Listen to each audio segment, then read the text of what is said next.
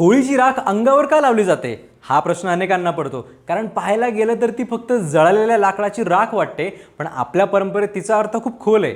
काय आहे तो अर्थ आणि काय आहे अंगावर राख लावण्यामागचं कारण सांगतो, रील शेवटपर्यंत बघा. होळी म्हणजे वाईटावर चांगल्याचा विजय. भक्त प्रल्हाद वाचले आणि होलिका जळाली, म्हणजेच अहंकार, अन्याय आणि नकारात्मक शक्तींचा अंत झाला. त्यामुळे होळीची राख ही त्या जळलेल्या वाईट शक्तीचं प्रतीक मानली जाते. ती अंगावर लावणं म्हणजे आपणही आपल्या आयुष्यातली नकारात्मकता, मत्सर, राग आणि वाईट विचार जाळून टाकतोय असा त्यामागे भाव असतो. धुलिवंदनाच्या दिवशी लोक होळीच्या ठिकाणी जाऊन कपाळाला किंवा शरीराला थोडी राख लावतात. श्रद्धेनुसार त्यामुळे वर्षभर आजार, संकट आणि अपशकुन दूर राहतात.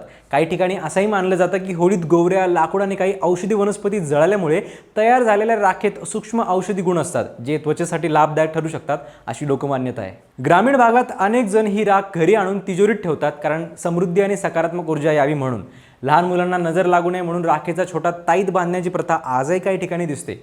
वैज्ञानिक पुरावे सर्व बाबतीतच उपलब्ध नसले तरी श्रद्धा, संस्कृती आणि सकारात्मकता यांचा मोठा संबंध या प्रथेशी आहे. म्हणून होळीची राख म्हणजे नव्या सुरुवातीचा संदेश. जुनं जाळून टाका, वाईट मागे सोडा आणि नव्या ऊर्जेसोबत पुढे चला, हाच या परंपरेचा खरा अर्थ आहे. ही माहिती जास्तीत जास्त शेअर करा आणि लगाबत्तीला फॉलो करायला विसरू नका.